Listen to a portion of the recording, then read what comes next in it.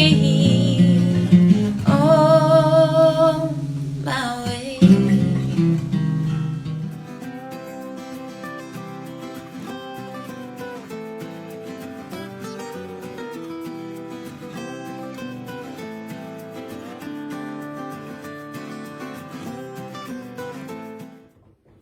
Hey, I'm Camo, and welcome to Nashville Meets World, presented by North Gulch Apartments. Live where taste matters. Cool show for you today. You may recognize this doofus because he's been here before, but in a country aspect. But with his other guys here, it's Digital Brains. Wow. Thanks for being on the show. Thanks for having us. The name is really cool. Yeah. I probably would have gone with Analog Brains, but Yeah, it's kind of the opposite. yeah, because that's more what you're about, is that straight ahead, really Yeah, solid rock and roll. very true. Very true. Yeah, there's kind of a little conundrum going on, if that's the right thing to say. It's a big word. It It is is a big word. I'm proud of you for using Wow. it. And he used it correctly. I did. Wow. Woo! You were here a while ago Yeah. with your beautiful wife, Katie, for Sunkat, which is a country Americana project, but you've got this project on the side as well. Yeah. Plus, you're working with Tim McGraw. Yeah. So you've got tons of projects. How do you balance it all? Man, I love it all, and I can't stop. You know, I've had music in my heart since I was 4 years old. And I'm still chasing it. How did the three of you guys come together? Corey's been one of my best friends for about 13, 14 yeah, years. something like that. You know, back in the day, going through some personal stuff.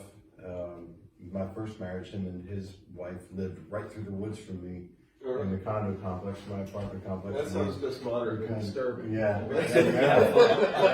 He would walk through the snow. Right through the woods. Him and his wife and I, we used to sit and write punk songs and have a little nip, you know. And It would so, be punk without a little bit. yeah, there was a little nip, and we wrote songs like All the Superheroes Are Dead, and I like the It's a Douche Party, Put on Your Red Hardy. yeah. And they all pretty much sound like, it's a douche party, put on your red hardy. Which we still need to track that. We still need to track that. Yeah. And then he brought along Dan. You know, Corey and I have been working on this music. Started with a couple of my songs, and like, we really need to do a band. We always wanted to play together. We started working together, and then he brought this Yahoo in about 2.5, 3 years ago, and we finally have a real band. Yeah. And that's a hell of a band, Thank too. you. Thank you. I went through a bunch of your stuff, and it's like, this is so cool, because you're bringing in so many different influences, and as you build your catalog, it's almost like your sound is getting grittier. It is. Yeah. Well, and I think that makes sense, you know, because, you know, the first song started just from crap I was going through in my life, and we were, you know, adding him, he came in, and then you grow as a band. We're no different than that 16-year-old band, except we're a little better at our instruments. You know, you naturally pursue, you know, he's got punk influences, he's got soul, blues, rock influences. We've all got all different influences, and the more comfortable you get with each other. And I think we're all getting a little more pissed off at certain parts of life, and we're letting our punk show a little more. In a good way. Pissed off in a good way. Well, I mean, that was the whole origin of punk, because I think they said, I forget what it was, Joe Strummer, I think, said, it was either, I think it was Joe Strummer, and he said, you know, at the time, you could go see Pink Floyd do this 18-minute venture into space, or, you know, Zeppelin just playing someplace, and you could literally, at the beginning of the song, walk across the street to another pub, have a pint or two, come back, and they're still doing the same song. And it was, things got to change. This has got to get stripped down to the basics of rock and roll, the real roots of it. Right. The downside to that was that a lot of guys couldn't play worth a damn. Yeah. But then it got better and better, and it was still preserved that raw sound. He's our punk. Yeah. He's definitely I'm the fun. mad one. Yeah. What was the name of your band that my tape deck shredded that cassette? Oh, Super Sloth. Super Sloth. It was all about, I was like in 5th grade. My brothers were older. My brother was older than me, so I played in his buddy's punk band. And yeah, it was all about a superhero sloth. And then, you know, they were all songs that they were writing about their As long as teachers. the crime didn't happen too fast. Oh, no. But punk songs are like all like here it is. Oh, yeah, they're done. like 12 under 1 minute songs. Yeah. I remember seeing this a later punkish band, Guided by Voices. Was it Guided by Voices? Yeah. Guy came out just hanging a cigarette out of his mouth and like did this 2-hour set of like minute 30 songs. Yeah. It was just like, it was Yeah. awesome though. We had, man, I hate middle age. I can't remember names anymore. Jason Ringenberg from Jason and the Scorchers. And we got talking about the Ramones because that was such a big influence for him. And he just, like he's a die-hard Ramones guy. And incorporating country into that sound was a whole new thing. Right. Yeah, his band was always great, man. They were always fun to watch. It's been a while since he's. Are they still kicking it now? Yeah, he just did a bit of a tour with the Scorchers. Okay, yeah, they were mind blowing. I remember seeing them at Third and Liberty back in the day. Who are some of the bands that you've kind of drawn on for the sound of your band? Oh gosh, for me, I don't know, Muse, Cage the Elephant, The Who, that type of stuff as far as like sound wise. The Who were the godfathers of punk. Yeah. John Entwistle, he was pretty rad, yeah. You know, everything, so much of that on the fretless bass. Like, I still find myself listening to Who songs and isolating the bass track in my ears, and it's just how was he doing some of that stuff? Yeah, some amazing stuff. Geddy Lee said that he's hands down. John Entwistle was the best rock and roll bass player ever. Somebody was it the Jetpack album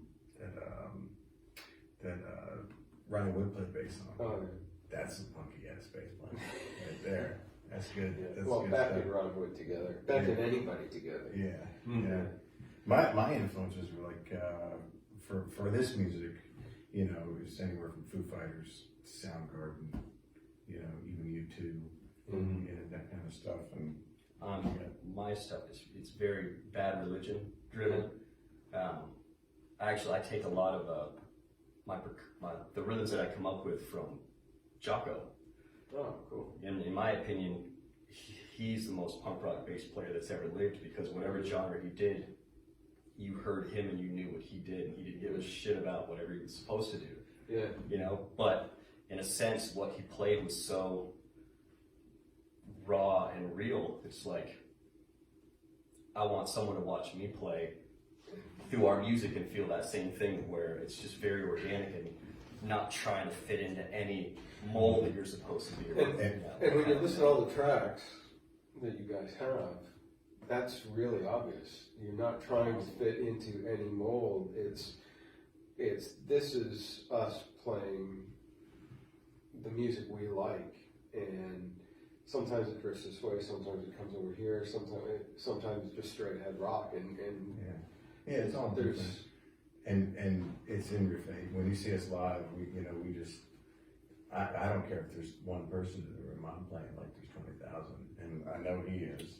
And we're just giving it. And there's not a show that happens that afterwards somebody doesn't come up to me and say, "Joe's your drummer." He will take your head off. the best line I ever heard about playing like that was Motorhead's live at Hammersmith. Or you can just stop there. Yeah. And they said the band was playing past the audience. Yeah. Like they had their sights out the door. Yeah. And it just, so everything that hit the audience is just like in your face. Yeah. Well, you know what happened to us the very first show we played, and I think this is what set the bar for me personally, and I think for the guys too. we're at the end in Nashville. It holds 200 people, but 75 people in there makes it look packed. And we had a horrible sound check. You know, it was like, it just sounded god awful, and it was getting to the point where it was like, I don't know if we had an opening act, or it was just like the doors were going to open, and I'm like, you know what? Screw it, it is what it is. It's going to sound like shit. So I go to the Gold Rush. He spent more time on the drums and comes over, and with Frank Sass, who runs sound for us when he can, and Frank goes, "Oh, the subwoofer wasn't turned on." I'm like, "Oh, okay," but I still in my mind didn't think. Yeah, I still thought it was going to sound like shit, and I was nervous. I hadn't done it.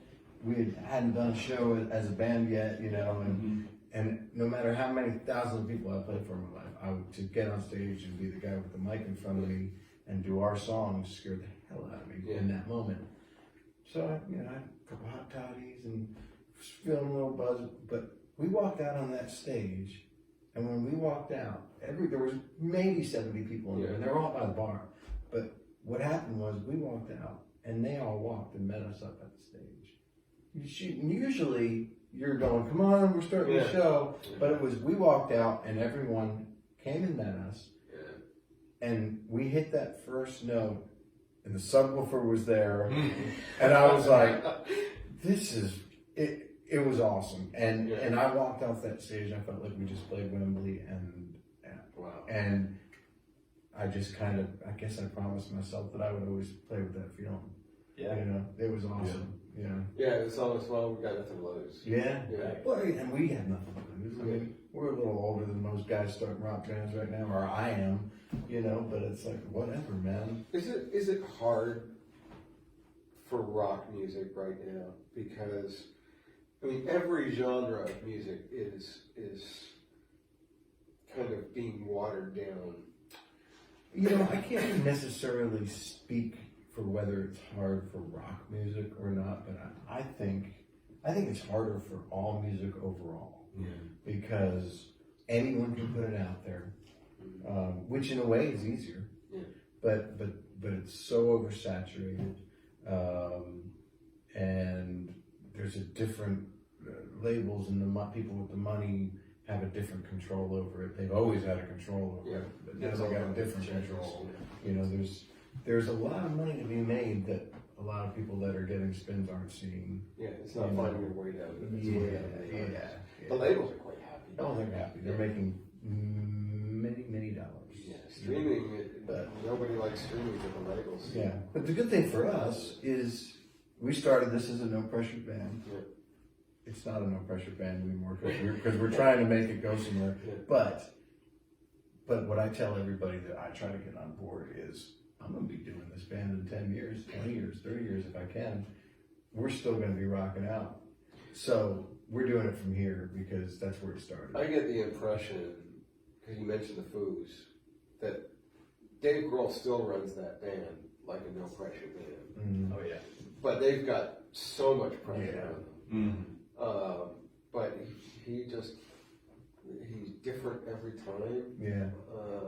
And he still goes back to that thing of a garage band. Just get a guitar, go in your garage and suck, and bring friends with you that suck too, and you'll keep at it and play better. Exactly. Sucking is a good thing. You heard it here. You know, there's a real organic element to what they do as well too. You know, like when you see a show, if someone messes up, they're all laughing and having fun. They pull people on stage. You know, they do stuff like that, and that to me is what makes it feel like you can relate. You know, and for us, that's the biggest thing that I love about what we do is, you know, all of us play music professionally with other artists for a living, but to come together and do something to where if his amp goes out on stage, which it has, we just kind of laugh and have fun while he fixes it, and we goof off, and then we start, instead of starting the song over, we just start on the bridge where we left off and finish the song. Oh, that's cool. And our friends or other players in town, they see that and they love that too, because you don't see that kind of just, who gives a shit, let's just have some fun. Right. And that's what it's all about, these artists that start believing their own press and think they're much more important than they are. At Yeah. the end of the day, you're there to give somebody a break from the crap they have to go through in their life, whatever it is. Yeah. You're out there to entertain. Give them a 90-minute show that it's like, okay, I don't have to think about life. Yeah. I just have to dig the music. Yeah. And so many, like I said, so many of the artists start believing their own press releases and think they have to speak about every issue in the world. Let your music do it for you. Yeah. Yeah. You know, Dylan, you never, if you listen to Dylan's lyrics, you never knew which side he was on. Mm-hmm. And it was always open to interpretation. Mm-hmm. Yeah. He had a pretty good idea, but he never spoke about it on stage. It was just play the music, let the music do the speaking. Yeah. Speaking of music, you want to do a song? Yeah. Sweet. Want to do something? Sure. Let's do it. This is their first EP called 3, and a lot of thinking went into this. There are 3 songs. Ladies and gentlemen, Digital Brains.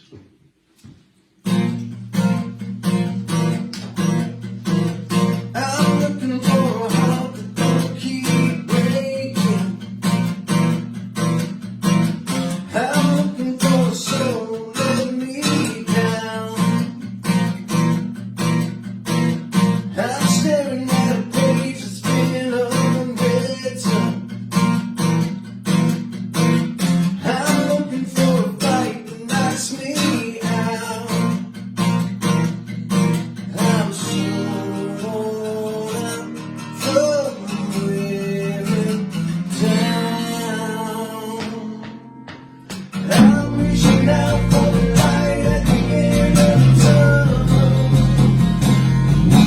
I'd love to find a way. I'm reaching out for the light at the end of the tunnel. I need to find a way back.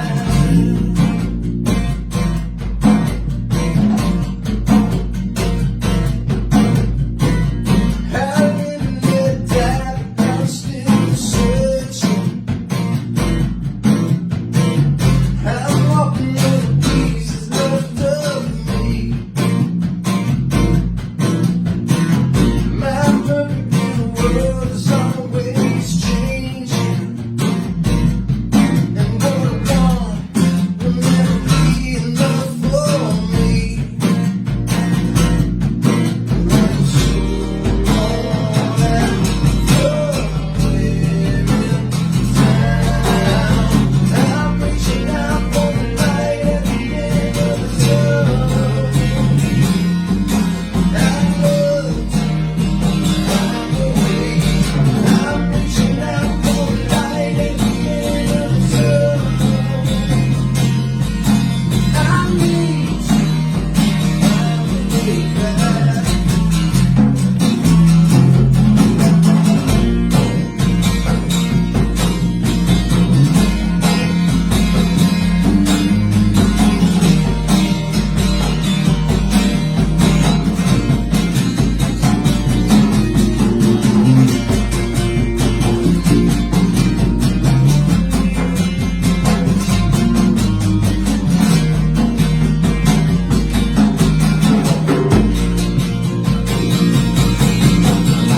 I'm reaching out for the light at the end of the tunnel.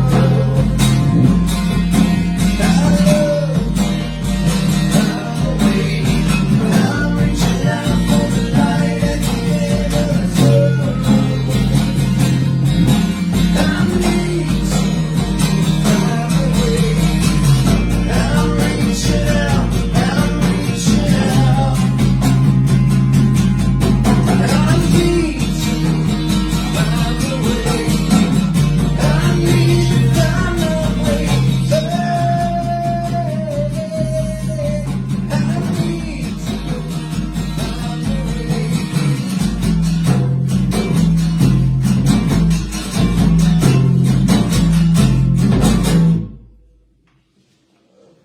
Welcome back to Nashville Meets World with Camo. My guests are the Digital Brains. Cool song.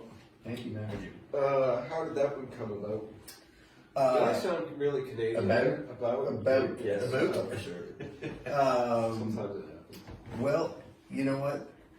I was personally, I think it was in Oregon, and I was in a coffee shop early morning and just relaxing, had the morning off. Was doing a show that night with a gig that actually pays me, and and just got comfortable and got on the phone and saw that Cornell had passed away, and. Okay, hold on, because that's the second song. Oh, okay. I didn't know. Okay, Yeah. I didn't know. I didn't know. I didn't want to say which. Sorry. That's all right. Let's do it again. Okay. Welcome back to Nashville Meets World. I'm Camo, and these are my guests, Digital Brains. And apparently, the second word in the name of the band is optional.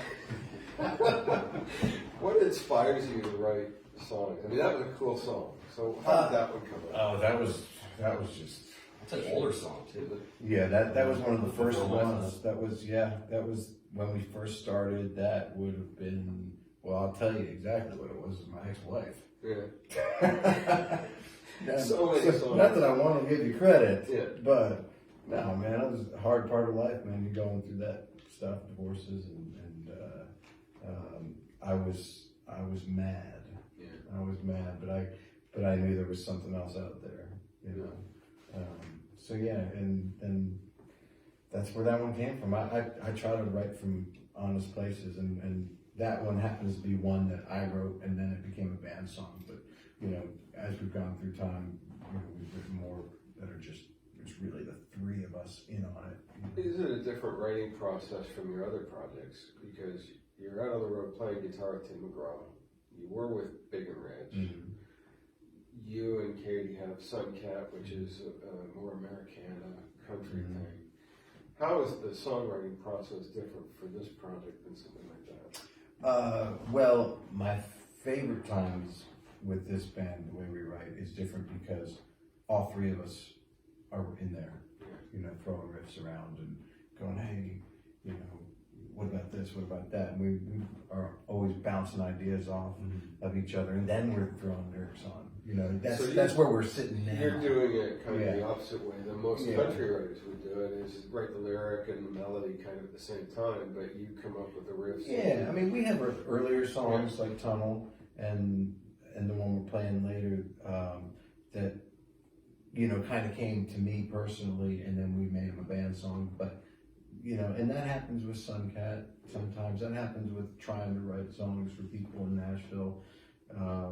But what we have is the three guys in a room. That's what's getting grittier about us. It's not my words and them adding parts anymore. The new songs are all three of us. Cool. You know, it might be something he plays, it might be something he plays, it might be something I play, but it all comes together, the three of us in the studio. You know, lucky enough to have a studio in my house, and man, we just... Yeah, most of it comes from you trying to get guitar sounds and playing riffs. Yeah. I was like, wait a second, do that again? Yeah. And then he'll add to it, and then we'll go from there. It's funny seeing how differently things work, because we had Kurt Chambers in here recently. He's worked with Dr. Dre and Eminem, and he says he'll show up to co-writes in Nashville. He's got the tracks fully produced, and he just shows up with that. And a lot of writers just don't know how to cope with that. It's like the track's all done. I just need to write the lyrics. Yeah. Well, he's a real track guy. Yeah. I know Kurt. We've spoken in the past. We never were able to get together, but we tried. He's a good guy. Incredibly talented. Yeah. You want to do another song? Yeah. Sweet. What's this one? It's called Angel Boy. Cool title, man. What's this about? This was the morning that Chris Cornell passed away. I was sitting in a coffee shop in Oregon and just starting my morning, got comfortable and got on the phone and saw he passed away, and man, it hit me hard, man. It was like, you know, I think for me, him and Tom Petty, those two guys were like the first two people that really influenced me as a writer and musically, that I saw leave the earth.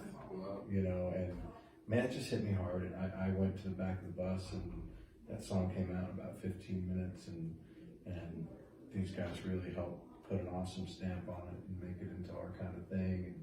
And so yeah, man, it's just, it was inspired by him, you know, it's just, it's got a little sound in the chords, I think, of what he might have done, but, yeah, man, that was it.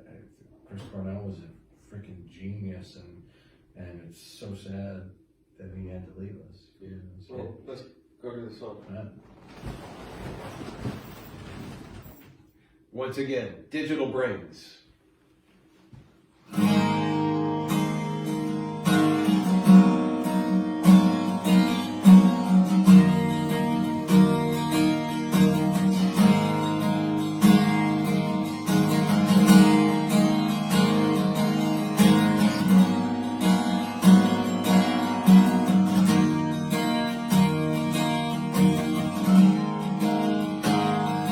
Write it all down before you go. Every secret only you can know. In case you leave me suddenly, and your mother needs to hear you breathe.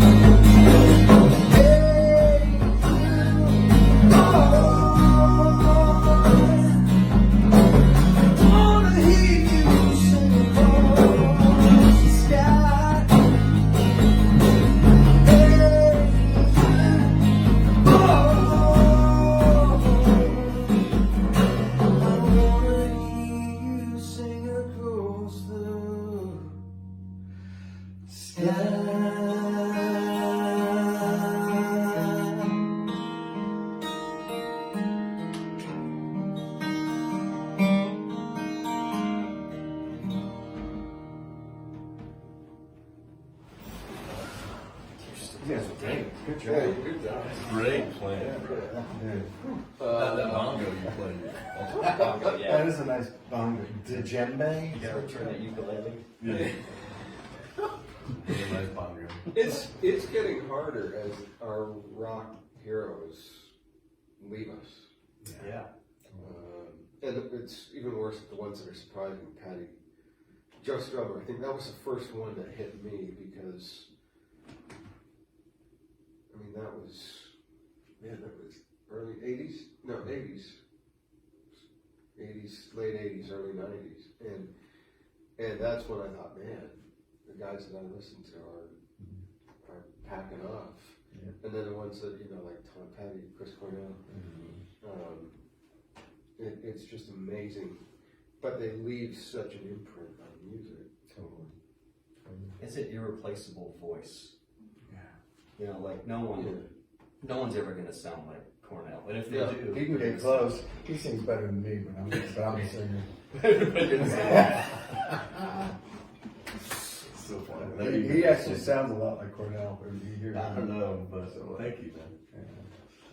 but we're not gonna let you sing. No, you can't sing. We have to have the shitty guy sing. Keep you in. Well, that's rock and roll. You can't let the good guy up front. Yeah. Who's got the worst voice in the band? Okay, you're up. You're lead singer.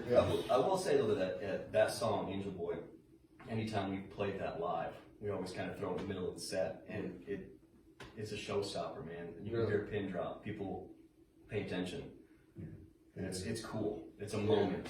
And Sass puts all these big reverbs on the vocals and stuff. It's like, He does a great job. I'm like, yeah, man, I'm in my own acid trip. This is cool. It shows a good contrast though Yeah. of what we can do and what our influence are. It's funny, those guys that came out of the grunge period seem to have that lasting influence. And there are it's like a band comes out of each period of rock and roll that is the voice of that genre. And I think Chris Cornell has lasted probably longer than Nirvana in that aspect. Yeah, I would say so. Well, because he was current. He was still around. Yeah, I mean, I think so, but God, Cobain lives on though. I mean, he lives. I mean, through Grohl, and you know, I know Grohl. You know, from what he says, has taken a lot of his writing. You know, learning of writing from Cobain, and you know, but you know, who knows? I think certain people last longer for other people than people. What other stuff do you guys listen to outside of the rock realm that you bring to the table? I like soundtracks. Yeah. And scores for movies. I'm a big Danny Elfman fan.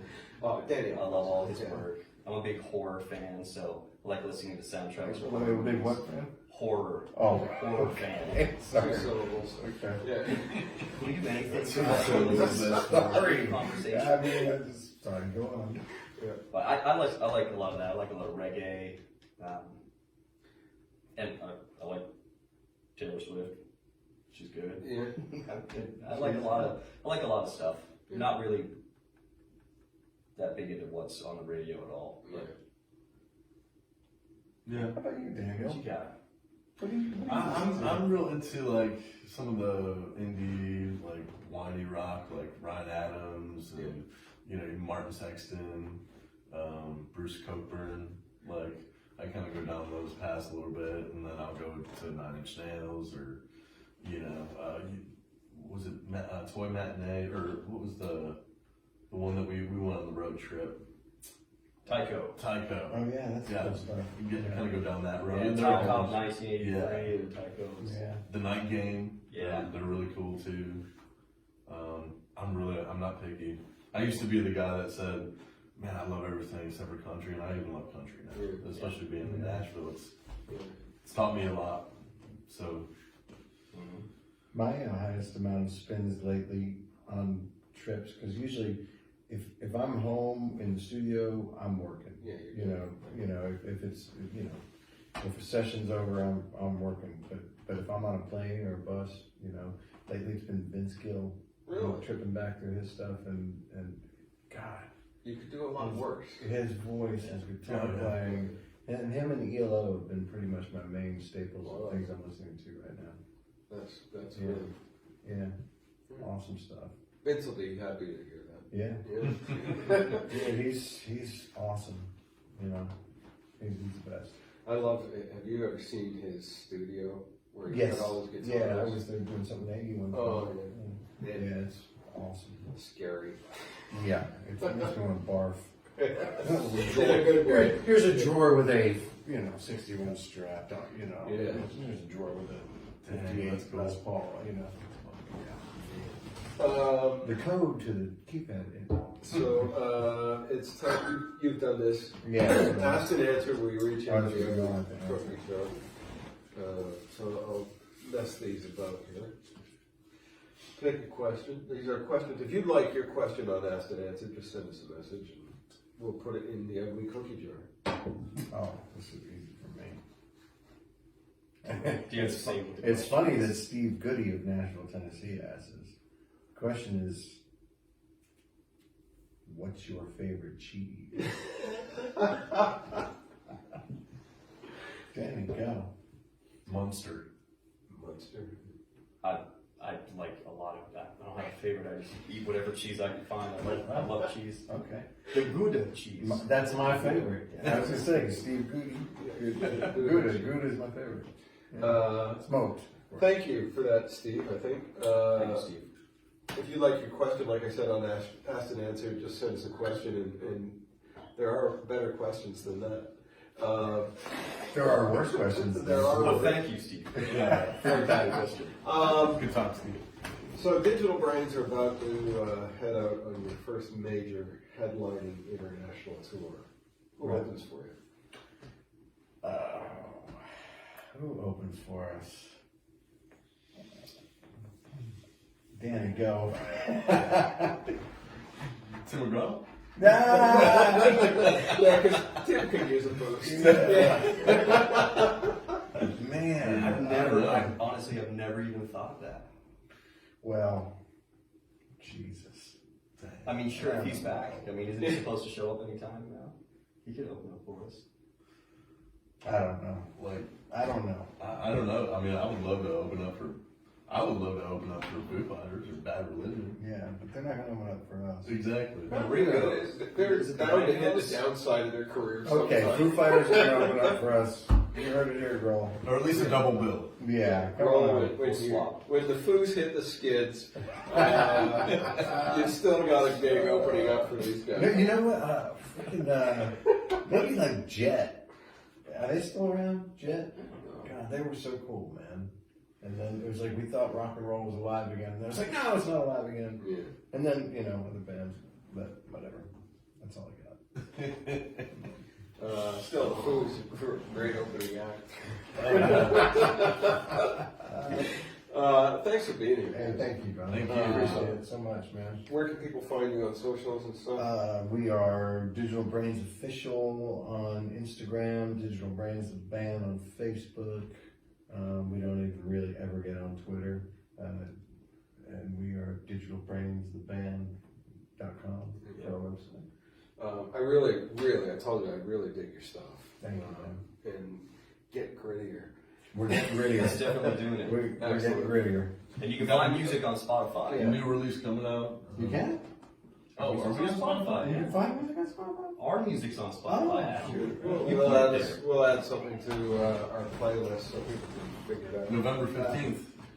Yeah. November 15th. What date is it now, though?